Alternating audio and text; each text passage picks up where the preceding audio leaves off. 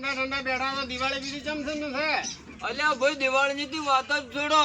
કેમ શેની દિવાળી કરવી હું તો એવું એમ તો કેમ ઉનાળુ મગફળી વાવી તે ઉપરવાળા વર્ષા પાછી એટલે ત્યાંથી એ બધું બગાડી હેડવી નાખ્યું એડવી જાય. અને પછી ઉકેડે આળો કર્યો હમ.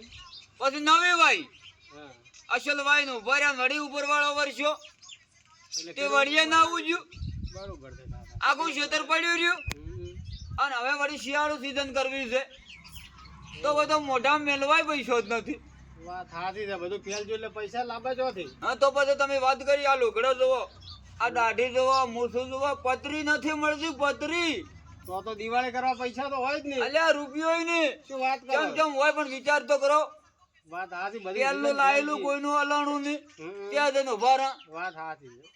કષ્ટી છે તો બાપુ કષ્ટી ખૂબ કષ્ટી છે ખૂબ કષ્ટી ખેડૂત છે. માટે તો અરે પ્રભુ લઈ જા લઈ જા લઈ જા હવે તો આ ખેડૂત ને તો પરિસ્થિતિ ખૂબ છે ખૂબ નબળી પરિસ્થિતિ ખેડૂતને ખૂબ પછી છે. બંગલા ગાડીઓ અને મોટા મોટા માણસો ને ક્યાં ખબર પડે વાત સાચી.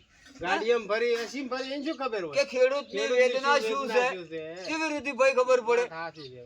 ખેડૂતની મુલાકાત સરકાર શ્રીને કે લ્યો હમ. કે ભાઈ તમારે ફેલ જ્યું છે અમે તમને કોઈ હાલ તમે વાવેતર કરો અમારું પૂરું કરજો અને અમે તો આપણે તો ખેડૂત રહ્યા વાત સાચી છે કાકા. આપણે ખેડૂત જગતનો તાજ કહેવો હમ. અને સરકાર તો ભાઈ એમ જ મંત્રીમંડળ અમારે તો હવે ગંત્રી મંડળ નીકળ્યું છે વાત સાચી છે કાકા. બટાટા વાવવાના છે. શેનો આ પડ્યું પણ આ બધું શેડેલું ન પડ્યું શેડેલું પડ્યું. વાત સાચી. બિયારણ બીજું લાવવું પડે. એમ કહે છે થોડું હવે કોકનો તમારે જેવાનો ઉકીડો ગાયનો વેચો હમ. તે પૈસા આયા ડીઝલપુરી શેડ કરાવી હવે કુકીડા જેવા થઈ ગયા સાચી વાત. ચમ દશરથભાઈ આપણે હવે જિંદગી પાર પાડવી હે પ્રભુ હવે તો લઈ જા લઈ જય માતાજી જય જવાન જય